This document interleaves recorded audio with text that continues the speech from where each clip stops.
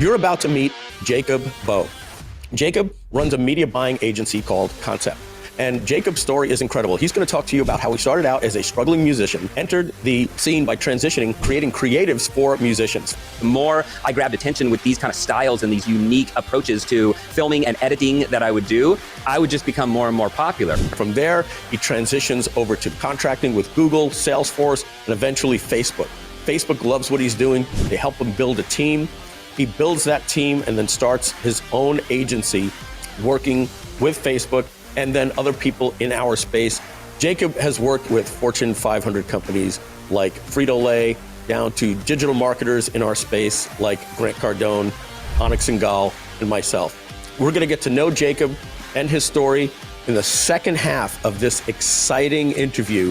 He's going to break down his strategies that revolutionized his clients like Grant Cardone on a 7x increase or reduction in cost of sales and so much more. So let's jump right on in.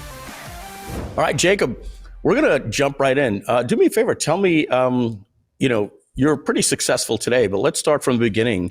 What was life like in the beginning, after you graduated high school?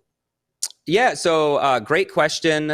Before I owned my agency, before I got even into digital marketing, after I graduated high school, I actually went pretty heavy into music production. I thought that's what I wanted to be, was a music producer, and get into that whole scene. I was, somewhat well connected in that world. And I went pretty hard on the electronic music scene in San Francisco. But the thing was, I was doing well as popularity, but I was broke doing it. I don't know if you know much about the music scene, but you don't make a lot of money by even headlining shows. You have to be selling out concerts to actually be making money. And you made no money on getting radio play and selling your tracks. So while I was getting popular in the music scene, yeah, I was definitely the struggling artist after high school. Oh, awesome. So that's a far cry from digital marketing. How did you transition from the music world into any type of digital marketing? Yeah, so my progression from music into digital marketing, it really went along the path of me becoming popular and known as a film producer in the music scene. So I think just because I had an artistic background, I was always kind of splitting the difference between music production and as a hobby, I was a film producer. And what I noticed over time was that I was actually starting to get booked more, or at least paid more, for doing my film productions in the music scene. And so I would get hired on to film the recaps for these big music festivals, to film at nightclubs, to film promo material. And the promoters, the club owners, the producers of these big events, they were bringing me on for that because I had a skill set for it. And what I realized later on was that they were making money off of what I was producing, right? They were using my material to market with it, and they were not making money off of my music. And so I became well sought after in the music scene for producing really cool recap videos, really cool promotional material. And so that was kind of my transition from music into really marketing, because I was doing the film production, which was used for marketing material. So you're a pretty creative guy. You like music, your way around audio, video, a camera, storytelling, and those different things. And then you take that, you start doing some more video for people than actually working on the music side of things. How do you end up working for Facebook? So I got really well connected in the music scene, and I kind of leveraged that connection to get into the technology scene in San Francisco. So in the music scene, I rode that as far as I could go up, and I got connected with like some of the biggest artists in the world. I was on the radio all the time. So that gave me a lot of exposure. Right. And when you talk about traffic, once I had traffic coming into my personal brand, I made a lot of connections. And so then I was sought after to perform at the tech, kind of like these tech parties that was all the rage back in like 2013, 2014. So I became like the music producer and a DJ at a lot of the events, like Salesforce event, Google's holiday party, things like that. I was well known in that scene. So I kind of used my connections from the music scene to network into the technology scene, because like I said, I was broke as a music producer. I was a starving artist. And then what I really figured out was, hey, I'm in San Francisco. I'm somewhat popular in this scene. I could absolutely crack into the technology scene. And so what I did was I started DJing and producing, music and tracks, and for these holiday parties, for these networking events. It was like the tech bro thing back in like the 2010s, right? That was me. That was the artist at these events. And so I just started really using my ability to network and, connect with the right people. And the fact that I was a music producer and a DJ, and I was also doing film production and using my material for marketing for these pretty big events, it kind of was a gradual step to make these connections and start talking with the people, the higher ups of these, technology companies, and get connected in with them. And that's exactly what I did. I got connected at a holiday party with a creative director at Google. Just started, networking thing, talking with him what I do, showed him some of my promotional material in the music scene, and they were actually looking for a fresh take. They were looking for kind of a creative edge with what they were doing at Google. And so they brought me on kind of a lower level position and basically just gave me a shot. So that was, once I met these connections at Google, that was kind of my pivot point, where I went from starving artist into cracking into the Silicon Valley technology scene. And I just rode that from there. And then from Google, you transitioned over to Facebook a couple of years later or shortly after? Yeah, so I actually didn't get hired at Google. I got hired on for like a one-off production with Google. And I think I was like a second cameraman. Yeah, I was a contractor. I was a second cameraman, really low-level position. But I got networked in with this team that was doing all the technology. They were kind of on the circuit with the tech companies. And so one of my main connection that brought me in, he ended up getting a job at Eventbrite, which is an online ticketing platform. He was a creative director there, and he liked what I was doing. He brought me in. And so my first job in the tech scene was a low-level editor at Eventbrite. And they stuck me in this little edit room, and I edited the most boring material possible. I remember just grinding it out for like 6 months straight, but I was in, right? That was my connection in. And so basically, I got in at Eventbrite, became kind of rode that all the way to the top as much as I could go, kind of got to the point where I was creative director, started producing ad content. And this is $1 billion company at this point. So I started producing marketing material and ads for Eventbrite, which got me well known in the technology scene.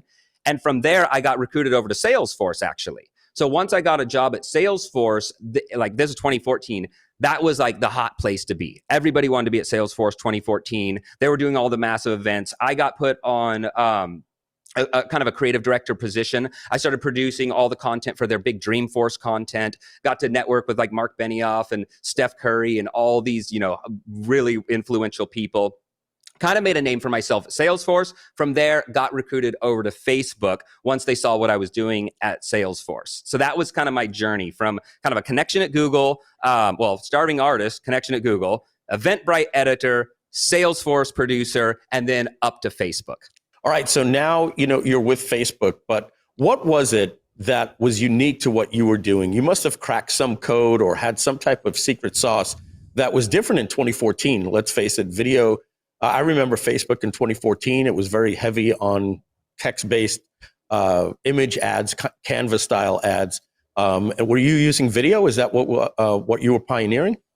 Video was my background. That's what I was pioneering. I think it was the combination because I'm a motion graphic designer and I'm a video producer. And at least in the music scene, what they noticed was I would always implement all these, intricate motion graphics into my productions, right? Like I would literally like cut out the audience into like 4 different layers and then put an animated camera through the audience. And so it was wild stuff. It almost looked like AI back in like, 2013, 2014. People had never seen this kind of stuff. And so it was very visually captivating. And I just did it not even to do it for any kind of marketing material. I just thought it was cool. And I thought it was like grabbing attention. And so the more I grabbed attention with these kind of styles and these unique approaches to filming and editing that I would do, I would just become more and more popular. And so I think that the technology scene saw that, and it was a completely outside the box approach to creating content. And that's really why I shined when I got to Facebook, because at the time, I didn't consider myself a digital marketer at all. I just considered myself an artist.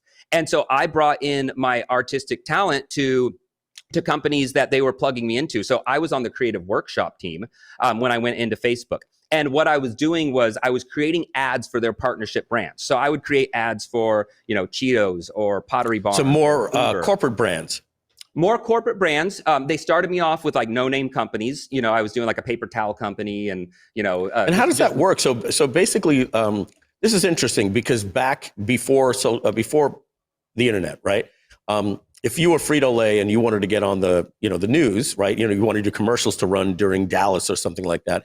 You were responsible for your own production, and then you created your own commercials. If you were Coca-Cola or McDonald's, and then you ran your own commercials.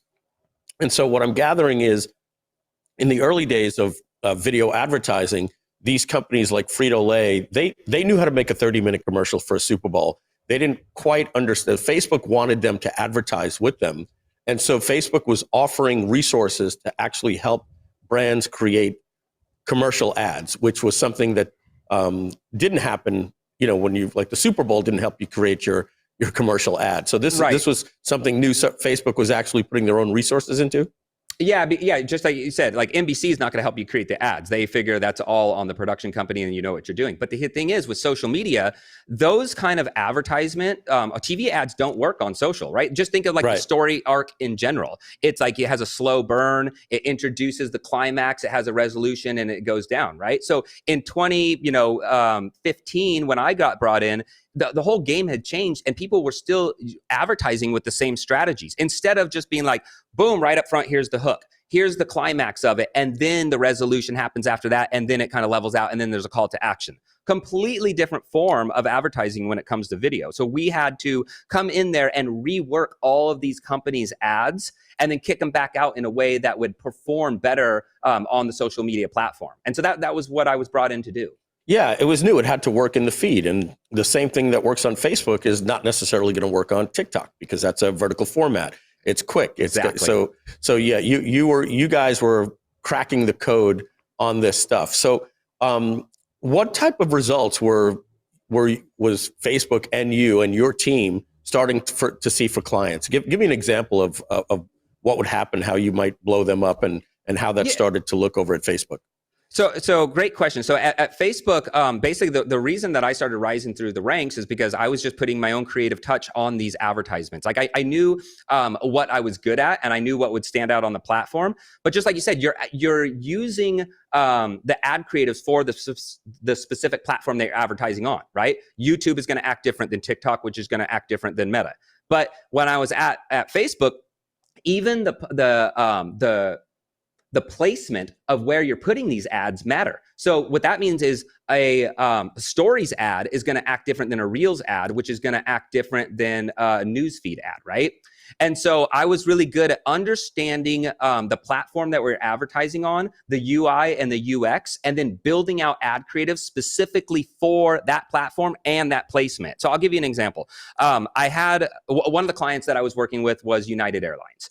And they brought me in and they said, hey, this is when I kind of became well known at Facebook. And they said, hey, you're the top, creative designer and producer here at Facebook. So we have these discount tickets to Maui that we got to sell out, right? And so how do we use your creative skills and sell these tickets to Maui on this platform? We want to advertise on the Stories platform. Because that was the big rage back in 2015. They were pushing stories. I knew what the ad algorithm that was because of going. Snapchat, right? Yeah, exactly. Snapchat, and they took it over. And that's with Facebook. Anytime they introduce something real, pro tip, always do what Meta says when they introduce something real, because they put millions and millions of dev into that. Feed you into the algorithm. That's quick what they because want they want success from it. Yep. And those engineers and their whole marketing budget, everything went to that. So do what they say. So I knew to do what they say. And 2015, actually it was 2016, all the rage was stories. So I said to United Airlines, they brought me in as a strategist and a creative at this time. And so I said, what we need to do is we need to produce ads that get people to engage and take action in a gamified way. And so they're like, well, what does that look like? So I told them, hey, you know that game where you spin the globe and you tap your finger on the globe and that's where you're going to go vacation next. And they're like, yeah. I was like, well, what if we made them play that game, but it was rigged to land on Maui every single time they tapped? And they're like, how can you possibly do that with an ad? And I said, I'll show you. So here's what we're going to do. Really, though? Yeah. I'm asking myself the same thing. And I had my secret was I had done this about a month before for a company called OpenTable, which was an online like a food reservation platform. Exact same concept. So they would spin and find the best local restaurant in their area happened to be the one that you're pushing. It happened to be the one we were pushing, and it was also a retargeting ad. So we knew who was going to tap on this. We knew that we were rigging this game, and it was only meant for those people because we were retargeting them. So it was like a genius play. And so I took this play from OpenTable. That's why I'm smiling. I love evil genius. It was totally evil. I mean, it's a rigged game is what we were building. And so I came up with this, like they thought it was on the fly. I was like, well, what if we did this? And they're like, well, this guy's a genius. How did he think of this in 30 seconds? I had already done this before. But it's rinse and repeatable. That's what I love about these strategies. You can rinse and repeat them. So I come into United Airlines and I say, okay, we're going to spin the globe and tap and rig it to land on Maui. So they said, how do you do that? I said, well, okay, think about it. The Stories platform, it actually has interactivity if you think about it and if you build it in the right way, because the UX of it is that when you tap on the story, it flips to the next story in the scene, right? And then when you tap again, it flicks to the next one. And the way that Meta works is that you get 3 stories per ad, right? So you get 3 videos that you can run. So I said, if we build these ads, so we say, hey, where are you going to go vacation to next? Tap the button to find out. Right? I said, what happens when they tap? And they're like, it'll flip to the next one. I'm like, exactly. So what happens when they go to the next one? It says, tap the button to say where you're vacationing next. And just, we've got all these rotating, scenes, all these beautiful destinations, and they're popping up in like super rapid fire, right? And it's saying like, tap to find out where you're going to be vacationing next, right? And so you're playing this game. You got 15 seconds to tap. No matter when you tap, it's going to flip to that third screen. And that third UI is built out to look just like the second UI, but it lands on Maui for, half a second. And then it acts like it flips. It's a rigged game, right? It's Inception. The spouse is going to their spouse and saying, hey, I was doing some research and I found out that Maui's the best place to vacation, as if it was their idea. And then they play the game, and then they get they get confirmed what they already wanted, because we're only targeting these ads to people who already are looking at Maui on Expedia, on whatever other airlines, right? So United comes up with their own version of advertising, and boom, no matter when they play the game and what they do, they are always rigged to land on Maui, which they were already looking at every single time. And then after it flips to that third screen, it shows Maui, and then it says, congrats, you landed on Maui. Swipe up to get your discounted tickets to Maui right now, right? So then the wife is there saying, honey, I played the game. It's confirmed. I landed on Maui. It's fate. It wasn't fate at all. We rigged the game, and they have no idea. I mean, even if they did know, it's still a really cool ad. And it's interactive, and it works with the platform. It works with the way stories work. You tap to move through to the next tile. Yeah, exactly. So we're using the UI and the UX and really understanding how to advertise on the platform for maximum effectiveness. And that campaign made them $500,000 in like 2 months that we ran it for them. So those are the kind of things that just took me to the next level working at Facebook. And I quickly became, that's why they basically let me build out my entire team under their umbrella. Yeah, let's talk about that, because you're not with Facebook anymore. You have your own agency. Feel free to plug it and let everybody know what it is. And you also took your team with you from Facebook, and you all created your own advertising agency, media buying company. Tell me a little bit about that and the transition from Facebook. Like, what was going through your mind? Because going off on your own when you have a good job in Silicon Valley is tough. So talk about that brave step you took. Yeah, and that's a great question, because that's exactly what it was. It took that the courage to do what I know I wanted to do. I always wanted to be an entrepreneur. I always worked for myself. I had this spirit to be, I want skin in the game, right? I didn't want to work just for Salesforce. I didn't want to just work for Facebook. I loved the benefits of it, but basically I was brought in as a contractor with them. And for 3 years, they had me on. I knew they were they wanted me as an employee. They kept trying to hire me. I kept kind of being like, yeah, we'll have that conversation later, right? And so eventually at 2018, it came time for them to be like, hey, you can't be a contractor forever. Like, at this point, they had already let me build out my team. I brought in about 10 to 12 of my own creators. So prior to that, they had said, hey, we want more of you in here. How do we get your friends in here with you? And so instead of me just giving, they realized the important thing was to lock you up. That's what they wanted. 100%. And they wanted to scale what I was doing, right? Because I would go to these workshops. I would meet at Facebook in the morning, and then they would send me off with their, biggest partner. I would go to Frito-Lay. I would go to PepsiCo. I would go to Uber or whatever it was, right? There's only one of me. So they said, how do we get more of you? We know you're connected in the industry. You worked at Salesforce. You worked at Eventbrite. You've done all these big things. And I had the connections. And so instead of just giving my friends over to Facebook, I worked out a deal and said, look, I want to have kind of autonomy over the team that I run. So they said, what does that look like? I said, I want to build my own agency, and we will be represented by Facebook, and we will basically have a whole team of me that I will train on my knowledge and my systems, and we will rinse and repeat my formula for all of the big Fortune 500 companies. So there's a little bit of back and forth on this. Finally, we got it locked down. They said, okay, that's when I formed my agency called Concept. It was born under the Facebook umbrella. And then I brought in a lot of my basically creatives in the Silicon Valley. And that's how we were able to go from, me working with like 1 to 2 to 3 Fortune 500s to quickly working with 20. Our Rolodex is stacked because my team did all of the biggest, we were in charge of the biggest brands under there. Wow. And how many people on your team now? Right now we got about, I would say, between 12 and 15. Wow. So you had to go from all of the working with a client stuff to also learning, wow, I got to run a business, right? And people got to get paid, and and who didn't show up on time or quit or came in sick, and workloads and deadlines and milestones. It's but that's part of being an entrepreneur. That's the exciting part of it. And the stressful part, because when I was approached to work at Facebook, like they call it the golden handcuffs, right? They're like, you're not going anywhere. You work for Facebook, you're set. And so I knew that I wanted to start my own digital marketing agency. I had my secret formula that I learned. It was repeatable. I could teach my entire team how to do this. And I knew that I had something bigger than just, not just, but me being a Facebook employee. And so when I left, like half my team stayed with Facebook, which I don't blame them. I took about half my team with me.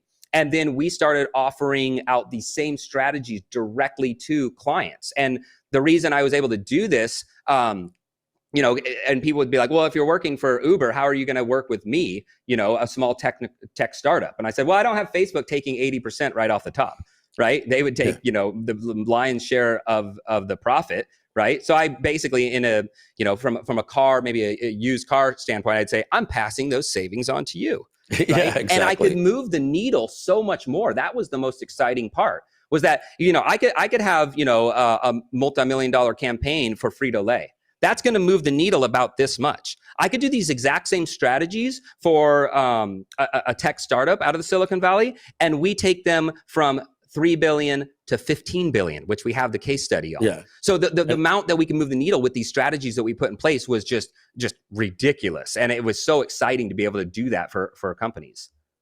And for digital marketers, they know Uber, they know Frito-Lay. Have you worked with anyone that we would consider, a guru in this space? Have you worked with any digital marketing software companies or legends? Yeah. So on the software side, lots of big companies. QuickBooks is one of our clients. Udemy, the online learning platform, is one of our biggest clients. I produce, all of their ad creative, all of their, marketing material.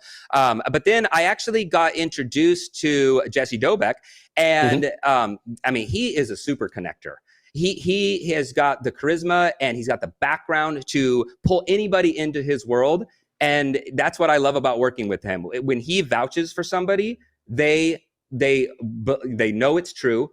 And he vouched for me, basically. He met me, he heard my story, and he said, I got to see, basically at the time, he's like, I got to see what this kid can do, right?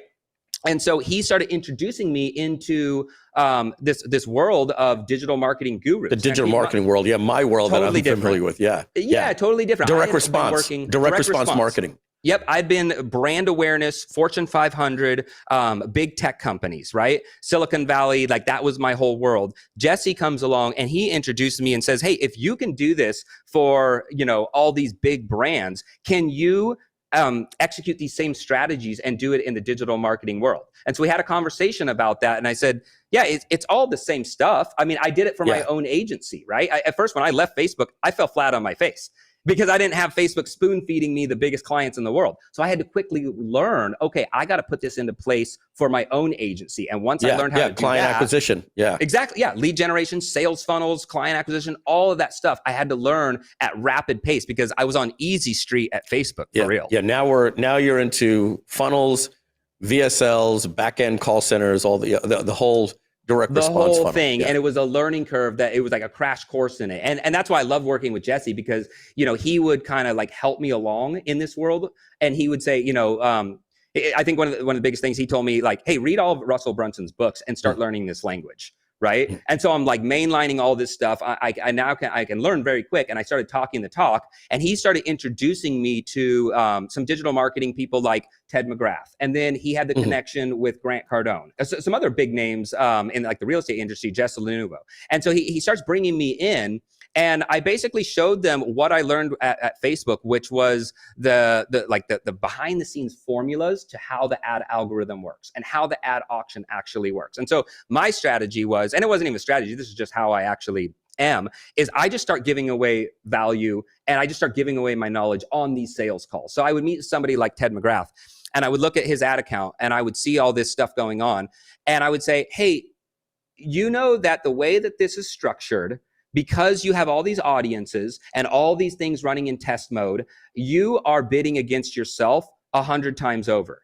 And you're spending $40,000, a month on this platform, and you're probably wasting 30,000 of it with how you have this structured. So I get his attention, right? And I said, just do this for me. Just simplify all this, change this stuff up, and then relaunch, and then come back to me next week. And basically on the call right there, he was like, just sign this guy. I don't like, let's just bring him in, right? Same thing with Grant Cardone. I jumped in to the meeting with his CEO, Jared Glant, and basically, and his entire team. And I told them, hey, we could simplify this stuff. Before you even bring me in to create ads for you, let's get the basics down first. Right. And so they actually hired my agency on to do a full ad account audit because they're spending so much on the platform. Like we needed more time to dive in with them. And so we basically, our claim to fame that, and Jesse introduced me to this whole thing, so he can vouch for me on this whole thing. Our claim to fame with Grant Cardone was that in 7 days, we cut their customer acquisition cost by 75%. Just by going in and seeing how much ad auction overlap he had, what his like first time impression ratios are, how he was burning out his audience just by hammering the same message over and over, and how he was bidding against himself in the ad auction. And so we kind of taught them a little bit about how the ad auction works and how the total value formula works behind the algorithm. They put these into place and cut their 10x live event from about 750 on average down to about 200, 197 within 7 days. The cost to acquire that customer went from 750 to 200.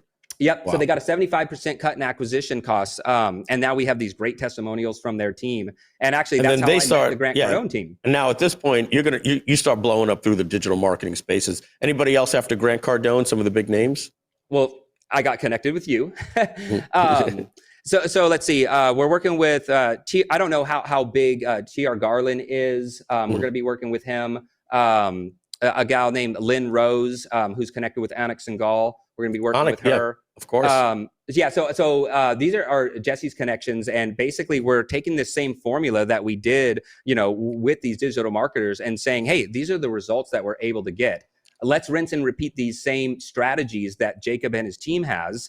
And now we've got the testimonials from Grant Cardone's team. We've got the testimonials from Ted McGrath. And so it's really easy to showcase what we're able to do and bring clients into our world. Yeah. And it's not going to stop there. I'm already saying, hey, I have a job to do right here. And that's focused on this interview, right? Without seeming like you and I are talking in a green room somewhere at a live event. But we're definitely going to connect some more. And I'm definitely going to get you in some really, really good circles with people that do a ton of media buying. So I'm excited about that. And I know you wanted to peel apart your screen and share your screen a little bit and go over some things. Did you have a couple of things you wanted to dig behind the scenes for some people? Yeah, I would love to just kind of, this is where Traffic Syndicate comes into play, because what I was telling Jesse when I first met him was, I want to show people how they can do this for themselves, because these secrets, they're locked up behind Facebook. And I don't know if they don't want these things to get out. What I tell people is, people are going to realize that I'm revealing the inside secrets behind Facebook. And a lot of people say, are you allowed to do that? I don't know. But here's the thing. I know that Facebook wants you to spend money on their platform. If you spend $1,000 and never come back, what good is that? If you spend $1,000 and make $1,500, they want you there all day. So if there's an educator showing them how the platform actually works, rather than somebody failing, I think they're going to be okay with it. So I'm on your side. That's what I always say. It's like, I'm helping people spend more money on the platform, get more success on the platform, because that's what I love about Facebook advertising, just meta advertising in general, is that Tom's shoes can take out Nike, right? They're not, at the time, they weren't as big, and I ran their campaigns. They weren't as big as Nike, obviously, but with the right strategies, they can beat the big guys. I mean, the whole idea of meta advertising is kind of a David and Goliath story. All the, like, Casper mattresses can come in and absolutely wipe out the biggest names in the world just by understanding Facebook advertising. And that's what I want to do with any students that come through, is show you, hey, you don't need to be Coca-Cola or PepsiCo and have the multi-million-dollar budgets. Right? It was you don't a razor. Need to be Grant Cardone. You could be a small digital marketer and absolutely crush it over everybody else if you understand the formula. Wasn't there a razor that did that? Something like Dave's or something like that. They would just, like, all of a sudden this razor just explodes all over social media about 7 or 8 years ago. And the next thing you know, they're in Walmart because they built a brand. That might have been Dollar Shave Club. Dollar Shave? Yeah. Yeah, I mean, I love Dollar Shave Club because not only did they crush it with digital marketing strategies that they implemented, but they also set the tone for that video walk and talk, quirky video walking through, throwing things around. Yeah, they were a total, like, they're a trendsetter. So I always love using them as an example. Cool. So let's jump on in and check out your screen. Okay. So this is what some of the stuff that I like to teach, because I want to show people that you don't have to work at Facebook, and you don't have to be, Uber or United Airlines to make this platform work for you. What you really need to know is that when you go and advertise on Meta, you're entering an ad auction. And some people know this a little bit more. Back in 2015, 2018, people didn't understand this stuff at all. I think there's been documentaries that came out, but it's important to know that when you go and advertise on the platform, you are bidding for the right to show your ad to this guy. Okay. And so what is like a traditional auction? How do you win the right to show your ad? Right? An auction, the highest bid amount is who wins the right. But with Facebook and Meta, with Meta, it's completely different. There is an actual formula that comes into play that allows you to win the right to show your ad. And so when I worked at Facebook, I met with the engineers who built the ad auction, who built the algorithm, and I would write this stuff down on napkins to figure out what are the formulas. And my whole thing was, like, I wasn't even considering myself a digital marketer. I just wanted to make better ads to do better at my job. And so by doing that, I was learning the inside details of how this actually works. And so once I learned this stuff, I realized I can just teach my team this. And once I taught my team it and we repeated it and got success, I can teach everybody this stuff and everybody can win. And so one of the things that I learned, I actually had this written down on a napkin forever. I finally turned it into a slide. But this is what the engineers call the total value formula. And so what a lot of people get wrong is that in a traditional auction, right, they're focusing on this, right? Our clients come through, they're focusing on this, their advertiser bid, they're going to spend more money on the platform, and that's how they're going to win, right? And then they might focus on some user value because you want to make sure your targeting is on point, right? But what a lot of people don't realize that it's advertiser bid times right here, which is estimated action rates. And so what this is Facebook looks at how well you performed in the past, and then they make off that history, they make a prediction on how well you are going to perform in the future. And so what I like to teach, my students or anybody coming through, with Traffic Syndicate, what I would be focusing on is teaching people, how do you focus on these things right here? Estimated action rates and user value. Because if you can get these things mastered, then guess what? Your advertiser bid goes way down. And this is what we did for Grant Cardone. We focused on these values over here, And guess what? He went from $700 a sale down to $200 a sale because we're focusing on the right things in the total value formula. And now he's winning the ad auction every single time at the cheapest price point possible. So these are the kind of strategies that I love to. Yeah, it's totally an algorithm hack, and I am all about hacking the algorithm. There's some really ninja strategies that you could do that most people would never even think of. If you wanted to focus on estimated action rates, what I always teach people is a conversion in Meta is a conversion. It doesn't matter if you're asking for $1,000 sale or you're asking for somebody to like your page. If you can train Meta that you get conversions, a lot of them at a cheap price point, and everybody takes the bait that you're offering, then Meta is going to raise your estimated action rates through the roof. And when you do that, then your advertiser bid goes down. So what are the strategies of doing that? Well, one thing you could do is before you ever launch a more expensive conversion-based campaign. So if I were to go into here, I teach people there are, it's more money to advertise for a higher conversion level, right? Conversions are different than consideration, which is different than awareness. So I teach people to go back to the awareness stage and let's get these conversions at the cheapest price point possible because people will like your page faster than they will buy your $1,000 thing. And so I've got a hack that I love doing. It's a like campaign that tells people to like the ad, and you run those ads at a very cheap price point. But when they go to like the ad, the way that the awareness campaign works for a like campaign, it puts this big fat thumbs up on the ad. So instead of them liking the ad, they go and actually like your page. That's a conversion. And you're going to get so many conversions at the cheapest price point possible. Now your estimated action rates are absolutely through the roof. And now this is so out of the box thinking. I don't know many people doing anything like this. They're just doing typical, hey, I'm here.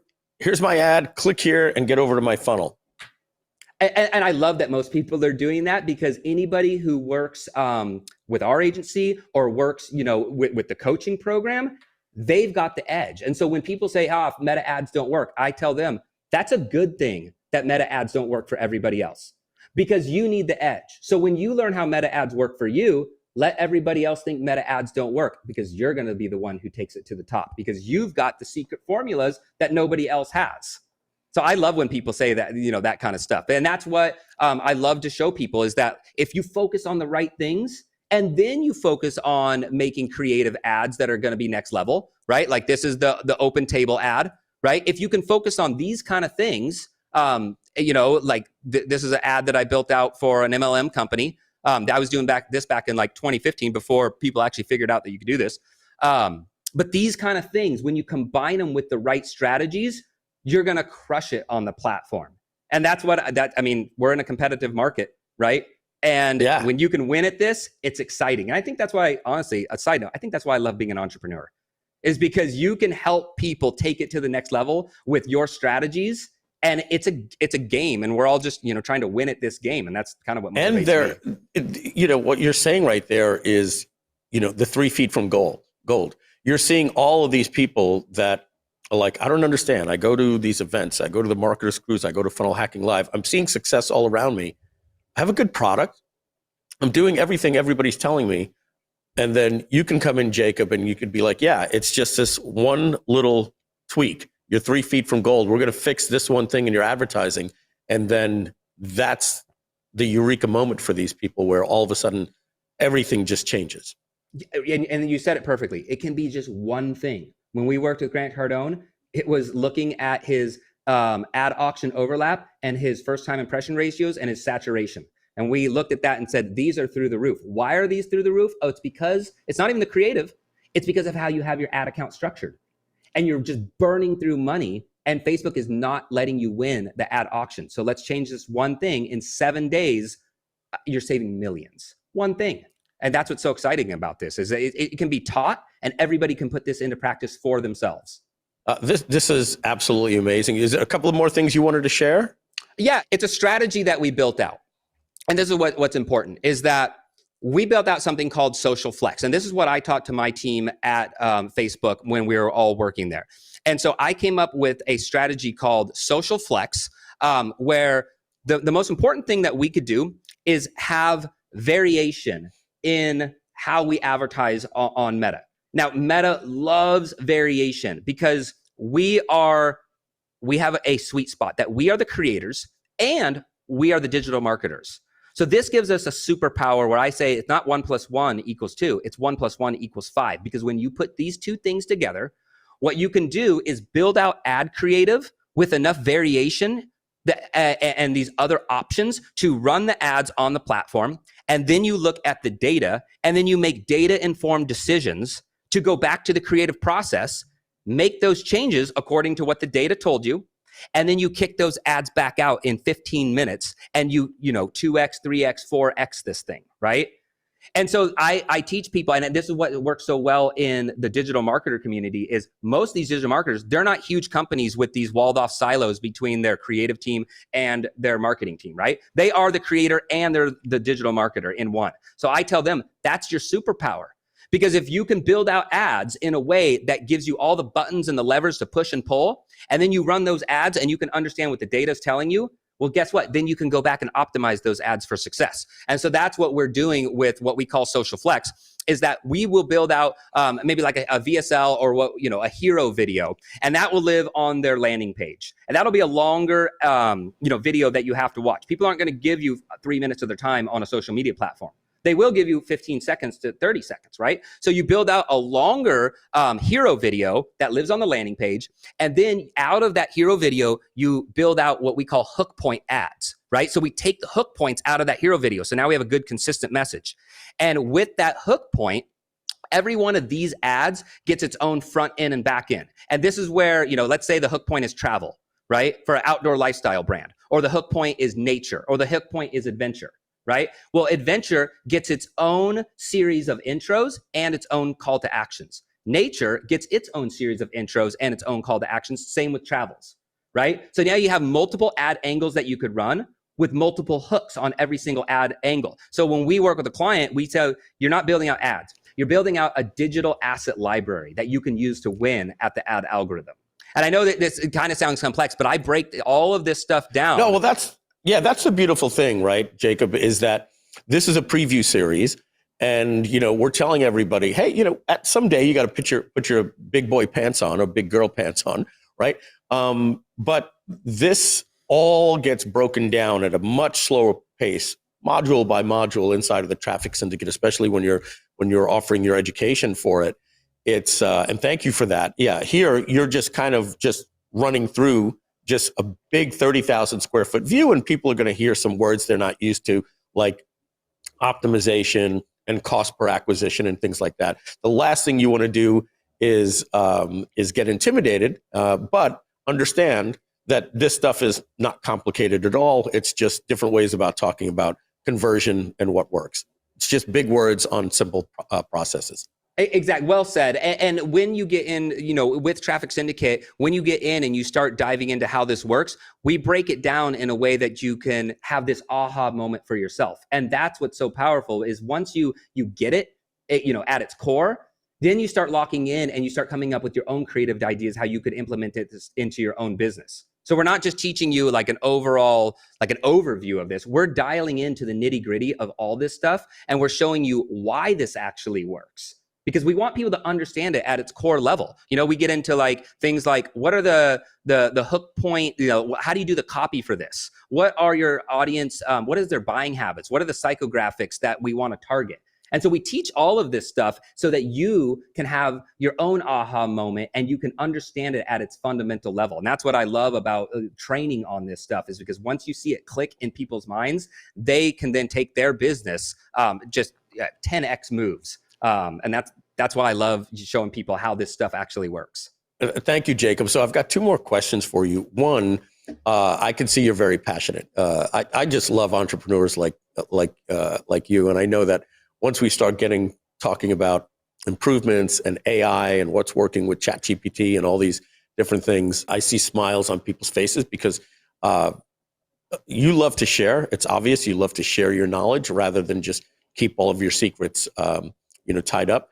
What has this type of success meant for you and your family? And because you talked about when you first started, like you were just grinding, like trying to get a job at any rate, and you put the effort in, you figured out all this stuff. How is that translated into financial freedom?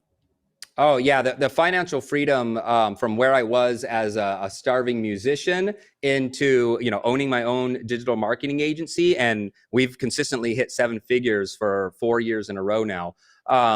That's just been it's really been life changing for me. I live in the Silicon Valley. I bought a house about a block from the ocean, so I can provide for my family. I have a wife and 2 beautiful children. We've got them in our private school with this great community. So and it's not just about like the finances of it. It's really the freedom that allows me to have in my life. Right. That's been like one of the best things, because I've learned how to build up my agency to, remove myself from it, let the team, function without me having to do everything with it. So I can focus on scaling the agency, and I can also focus on my family and, having the life that I want to have. So it's just been the success that this brought me has just changed my entire life, and I want to help people get themselves to that same place that I've got to. I want people. I live in San Francisco. It's very expensive here, but it doesn't mean that you can't take your business and your life to the next level. A lot of people would complain, "Hey, I can't buy a house in the Bay Area." You can. You've got to understand how digital marketing works. You've got to have a good offer, and then you have to get traffic in, and then you have to convert that traffic into sales. And if you can do that, you can have life-changing aha moments. I did it for and trust me, when I left Facebook, I fell flat on my face. It was not easy to, for me at the time, to transition from working at a big corporate giant into doing this for myself. But I knew that I was taught how to fish, right? I wasn't given a fish. I was taught how to fish. And so once I knew how to do that, I could absolutely do this for myself. And that's really what I want to teach people how to do for themselves and take their business to the next level. And so what would you tell somebody that's watching this video right now in this interview series? There's a button below where they can join a web class where they're going to learn where, the part of this interview series is to get them to understand that there's entrepreneurs that have had success. The real training is going to be on more deep diving into the stuff that you're talking about is going to be on this webinar. If this webinar was the game changer for folks and they had the opportunity to take it or leave it, what would you tell them? If I had to say, if you're seeing this webinar right now, take action right now. Because as soon as you take action and you guys click that link below, you can have that life-changing moment. Join Traffic Syndicate, because you're going to be learning how to bring in traffic and how to convert that traffic into sales. And that's going to be the life-changing moment. That's going to change your business from struggling to success. So I would highly encourage you, click that link below, join up on the program. I will be teaching in it. I'll be training you. I will be helping you every step of the way. And so will the rest of the team. I mean, the team that's been established in this is absolutely next level. So don't sleep on the offer. Definitely join up. Thank you, Jacob. Yeah, folks, you'll just register below. The beautiful thing is it's a free event with free training, and we'll tell you all about it and how it works and the pricing and everything there. Jacob, I want to thank you very much for taking the time out, a nice about hour here to get everybody, let everybody get to know you and share some of your story and your insider secrets. I really appreciate it. Oh, well, I appreciate you having me on, Mike. This has been really great connecting. And yeah, I'm excited to join the platform and just start helping people scale up their businesses too. Great. Thank you. Wow. Wasn't that amazing? I hope you enjoyed that interview with Jacob Moore. Please make sure to register below, and that will allow you to get information on more of these interviews in this series. And you'll notice dates and times for a special web class training that we're going to be doing very, very soon, where we're going to be doing deep dive so you can learn more about traffic, everything traffic, in this Traffic Syndicate interview series. Thank you very much. Make sure to register below.